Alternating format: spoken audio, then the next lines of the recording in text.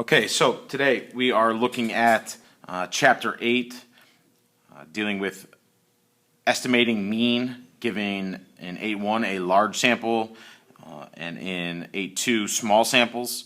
8.2 we have not yet covered, but this is a brief synopsis of what this will look like so that you could go back and review maybe prior to a quiz or a test. In both cases, our goal is to find an estimate of where we think the population's mean should fall given a sample and a certain level of confidence. So in the first example, using a large sample, large being 30 or more, I have a sample size of 90 with a mean of 48 and a standard deviation of 11. I am trying to find for the population of all things in this data set where its mean would fall at 80% confidence. And so what we would do is we would use our calculator. I'm going to show you how to do that in the calculator now. We would hit Stat, go over to Tests, and seeing as though it is a large sample, that is a Z interval. So we go down to number 7, and when we get into the Z interval, make sure that it does say Z interval along the top. We 99.9% of the time want to have stats highlighted because that is going to allow us to input the statistics that we have collected and averaged already. If we put in highlighted data, that would do the averaging for us, and in most cases we'll have already done that. Seeing as though we have the graphing calculator, we can do that stuff ahead of time. So we type in our standard deviation of 11, we type in our mean of 48, we type in our sample size of 90, and our confidence level in this case is 80%.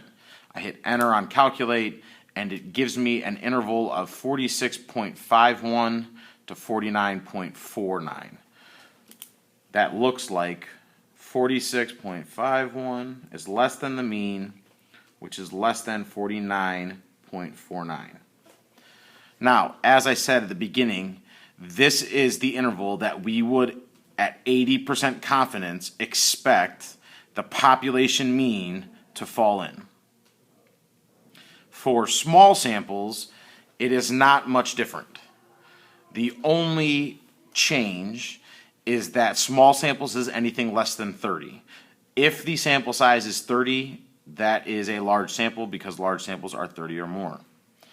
Small samples less than 30, so in this case we have sample of 22, mean of 18, standard deviation of 2.5, and a 95% confidence interval.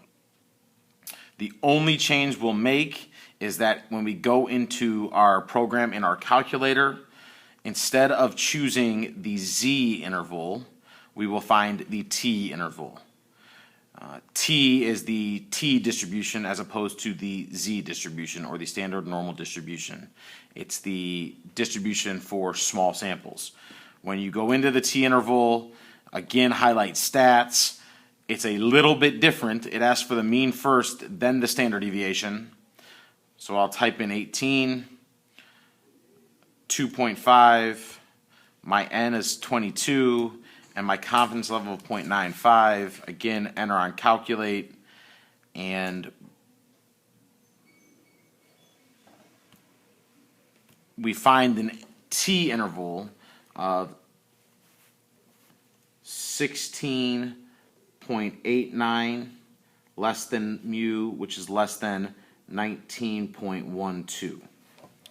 Same idea. Thus we are saying that the population that these 22 things were chosen from, that mean of that population would fall between 16.89 and 19.12. Hope this helps.